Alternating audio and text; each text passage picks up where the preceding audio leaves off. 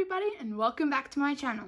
Today I'm going to be reading a new book by Hargreaves called Mr. Tickle. Let's get into it. Mr. Tickle. It was a warm, sunny morning. In his house at the other side of the woods, Mr. Tickle was asleep. You didn't know that there was such thing as a tickle, did you?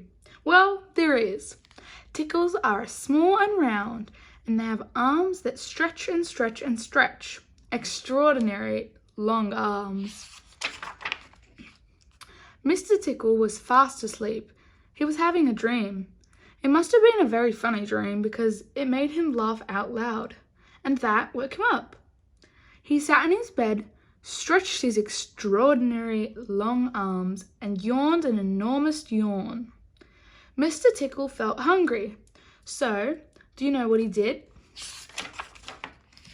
He reached out one of his extraordinary long arms.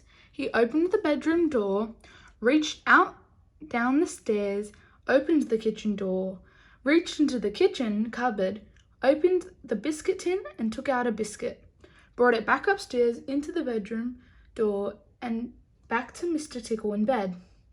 As you can see, it's very useful indeed to having arms as long as Mr. Tickle's.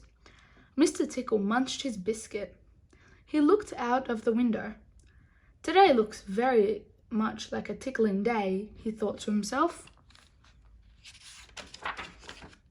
So, later that morning, after Mr. Tickle had made his bed and cooked his breakfast, he set off through the woods. As he walked along, he kept his eyes very wide open, looking for somebody to tickle, looking for anybody to tickle.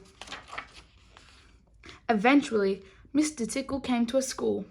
There was nobody about, so reaching up his extraordinary long arms to a high window ledge, Mr. Tickle pulled himself up and peeped through the open window. Inside, he could see a classroom. There were children sitting at their desks and a teacher writing on the blackboard. Mr. Tickle waited a minute and then reached through the window. Mr. Tickle's extraordinary long arms went up right to the teacher, paused, and then tickled. The teacher jumped in the air and turned around very quickly to see who was there. But nobody was there. Mr. Tickle grinned a mischievous grin. He waited another minute and then tickled the teacher again. This time, he kept tickling until soon the teacher was laughing out loud, saying, "Stop it, stop it," over and over again. All the children were laughing too at such a funny sight. There was terrible pandemonium. Eventually, Mr. Tickle thought that he had enough fun, so he gave the teacher one more tickle for luck and then very quietly brought his arm back through the open window. Chuckling to himself, he jumped down from the window, leaving the poor teacher to explain what it was about. Of course he couldn't. Then Mr. Tickle went to town. And what a day Mr. Tickle had. He tickled the policeman on traffic duty and at the crossroads in the middle of town. It caused an enormous traffic jam. He tickled the greengrocer just as he was piling apples neatly in his shop window. The greengrocer fell over backwards and then apples rolled all over the shop. At the railway station, the guard was about to wave his flag for the train to leave.